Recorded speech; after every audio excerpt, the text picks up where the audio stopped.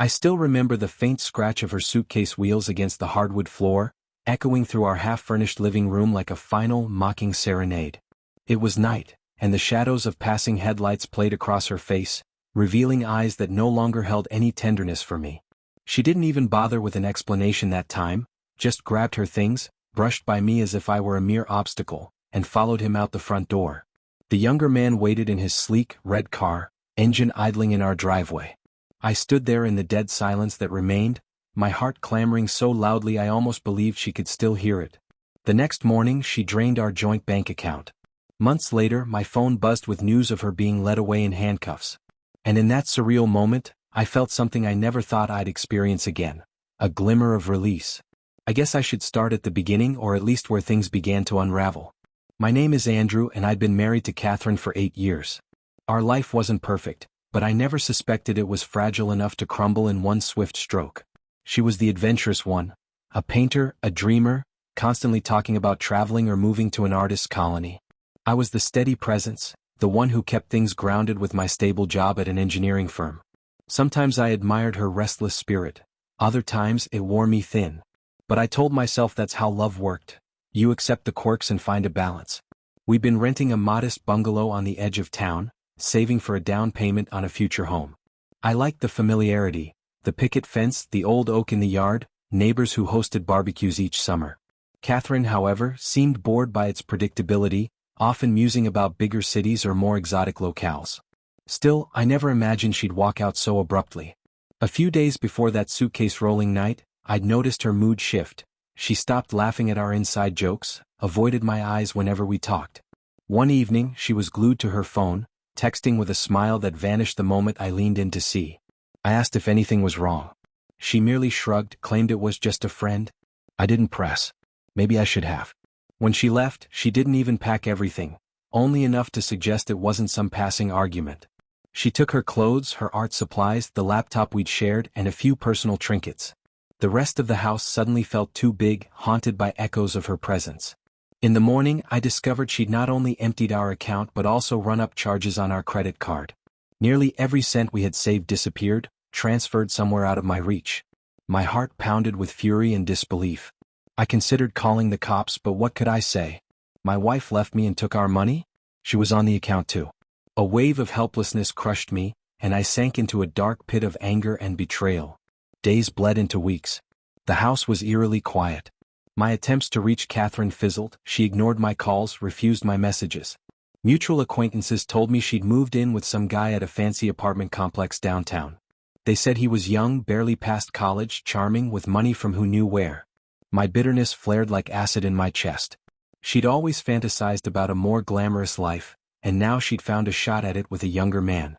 Meanwhile, I was left with mounting bills and a battered sense of self. I tried to function normally, got up for work, forced a smile at the office, but inside I seethed. Sleep eluded me. I'd lie in bed recalling her last look of indifference, the echo of that suitcase dragging across the floor. Sometimes I'd replay arguments we had, searching for some clue I missed. She'd once accused me of stifling her creativity. Could that be enough reason to bail without remorse? I told myself that if she was that shallow I was better off, but the hurt ran deep. I'd dedicated 8 years of love and it felt stolen. Eventually I sought legal advice, though it was almost moot. The damage was done, the bank account drained. We had no kids, no shared mortgage, just a few assets she'd already seized or sold. It stung that she served me with divorce papers a month after she left, citing irreconcilable differences. I recall standing in my living room with the documents, trembling at her audacity. Once again I had no power to fight. She claimed the few remaining joint possessions, even wanted spousal support for the time she was unemployed. My lawyer, a weary but kind woman, shook her head at the boldness of it. But given that my wife had no official source of income and was currently living off a new boyfriend's dime, it created a complicated situation. The judge ended up awarding her nearly everything, though in a limited capacity. I walked out of the courthouse with my name still intact but not much else. That day I spotted her across the courtroom, perched next to this younger man. Carter, I think was his name. He looked smug in his designer jacket, whispering jokes to her as if the entire proceeding was a casual sideshow. Catherine wouldn't even meet my gaze. She played with her hair, flipping it off her shoulder, lips curled in a faint smile. The memory enraged me for weeks afterward, the image of them smirking as the judge handed down the final decision. I remember stumbling out into the courthouse parking lot, tears burning my eyes, fists clenched with the urge to scream. I told myself it was over. She had the money, the possessions, a new life with a flashy lover. All I had was the echo of a broken vow. Life after the divorce was a slog. I moved into a smaller, cheaper apartment to cut costs. My family tried to console me, urging me to see this as a new beginning. Some days I managed to believe them, but other days I felt raw, as though an essential piece of me was missing. I found scraps of therapy in the form of late-night journaling or long drives to nowhere, letting the radio drown out my thoughts. Anger simmered, but slowly acceptance took its place. I'd been naive to think our marriage was solid.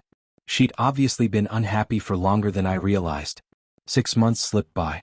I rarely thought about her anymore except when bills arrived or old friends mentioned her name. I assumed she was living the high life, partying in some fancy condo or traveling with her new young partner. The bitterness was still there, but it had receded into a dull ache I could mostly ignore. Then I got the call.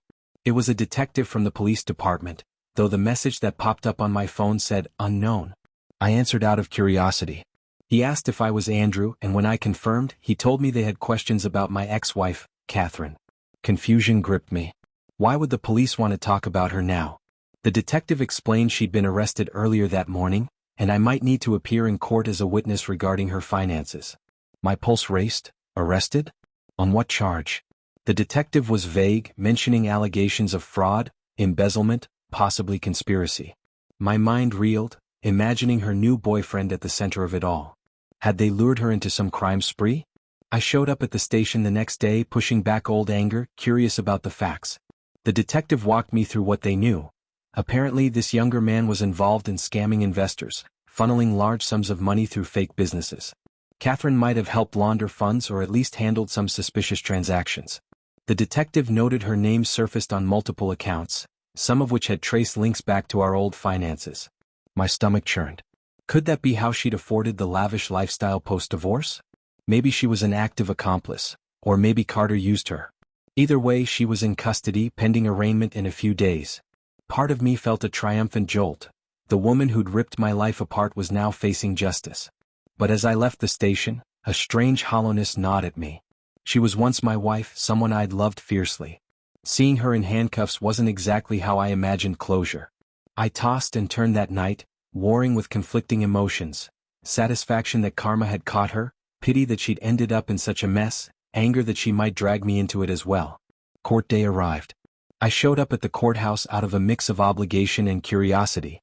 The detective had implied I might be called to testify about the timeline of our finances or her actions before she left. The moment I stepped inside, the stale air and the echo of footsteps brought back flashbacks from our divorce proceedings. But this time the atmosphere felt heavier, charged with tension. Reporters huddled by the entrance, snapping photos of anyone going in. I kept my head down, anxiety prickling. When I finally entered the courtroom, I saw her. She was in a beige jumpsuit, hair tied back, face pale. Handcuffs clinked as they moved her from the holding area to stand before the judge. My heart twisted. This was the same woman who'd once stood confidently in business suits and heels, smirking as she took everything from me. Now she looked frail, eyes carrying none of that old spark, just exhaustion. Seeing her like that eroded my anger, replacing it with a dull sympathy I struggled to process. She glanced around the room, and when our eyes met, an undeniable flicker of recognition and shame passed over her face. I realized she hadn't expected me to be there. She bowed her head, almost as if she couldn't bear my gaze. The hearing was brief, a bail hearing focusing on the charges: conspiracy to commit wire fraud, money laundering, and accessory after the fact. Her alleged boyfriend, Carter, was still at large, rumor said. The prosecution painted a picture of a scheme that netted millions from unsuspecting clients, funneling it through shell companies. They claimed Catherine played a significant role in manipulating accounts. Her defense lawyer argued she was a victim, coerced by Carter, unaware of the full criminal scope. The judge asked about bail, and the prosecution insisted she was a flight risk, given her abrupt move post-divorce. The judge agreed, denying bail. My ex-wife sagged, tears slipping free. I felt a jolt of pity. After the hearing, I lingered in the corridor, uncertain if she'd be led past me. Sure enough, a bailiff escorted her out in cuffs. She spotted me, eyes rimmed with tears. For a moment we just stared at each other, the swirl of court chaos buzzing around us. She opened her mouth, maybe to speak, but the bailiff nudged her forward. I wasn't sure if she tried to say I'm sorry, or if it was my imagination. I watched her disappear behind a heavy door, and an ache pressed against my ribs, heavier than any fury I'd felt before.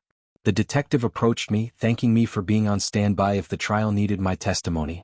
He explained that if Carter remained at large, Catherine might face the brunt of the charges unless she cooperated. I asked if she claimed innocence. The detective shrugged. She says she was in love, manipulated, not aware of the scam until it was too late.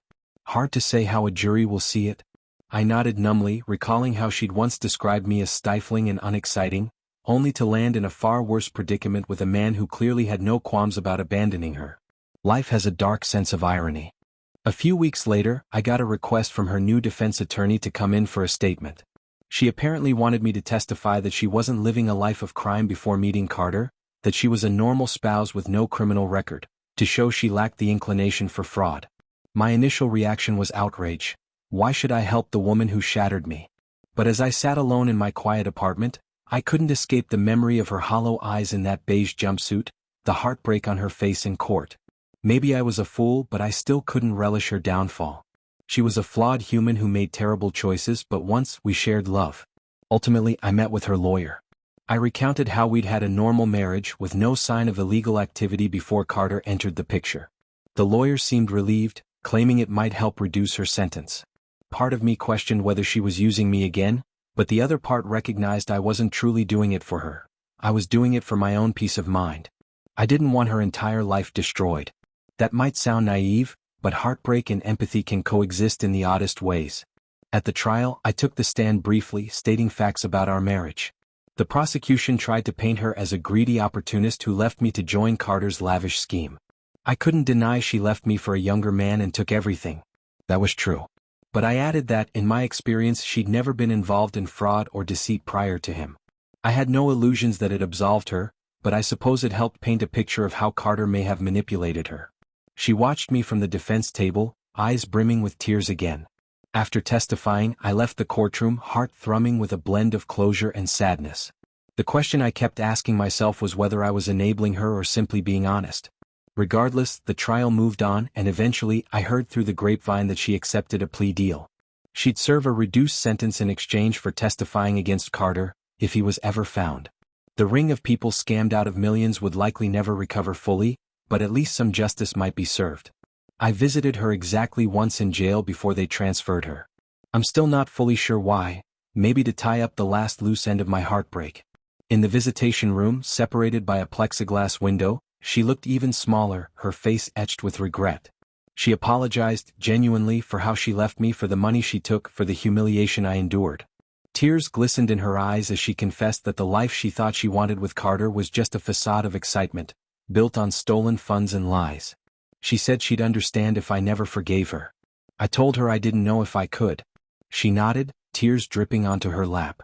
There was an odd sense of finality in that visit. We'd reached a strange peace, acknowledging our pain, recognizing we couldn't mend what was broken. She said she hoped I could move on, find happiness. I managed a small nod, thinking how ironic it was that it took her landing in handcuffs for us to speak with honesty. When time was up, I left that place feeling lighter. In a twisted way, I saw that her downfall wasn't cause for celebration, but it did free me from the bitterness that had clung to my soul for months. Life after all this has been quiet. I remained single, focusing on my job, my health, my slow climb back from the financial abyss she left me in. Occasionally, I hear snippets about Carter's whereabouts, rumors that he fled abroad, that the FBI still hunts him. Part of me hopes they catch him, not out of revenge but for closure's sake. As for her, I know she's serving her sentence somewhere, possibly reflecting on the choices that led her there. Sometimes, late at night, I wonder if she regrets every step or if she still blames me for being boring, but I don't dwell on it too long. I've reclaimed my own sense of peace. I never imagined my ex-wife would be the one in handcuffs, or that her attempt to chase a thrilling new life would end in such a downfall. Yet here we are, each living with the consequences of our actions. Some might say justice was served, others might call it poetic irony. For me, it's a lesson in how fragile trust can be, and how quickly illusions can crumble when they're built on deceit. It's also a reminder that love, once lost, can morph into empathy rather than eternal hate, if we allow it. Because in the end, we're all just trying to navigate the wreckage life throws at us, hoping to emerge with a shred of dignity left. And I've emerged, scarred but still standing, a testament that even the deepest wounds can heal if we let them.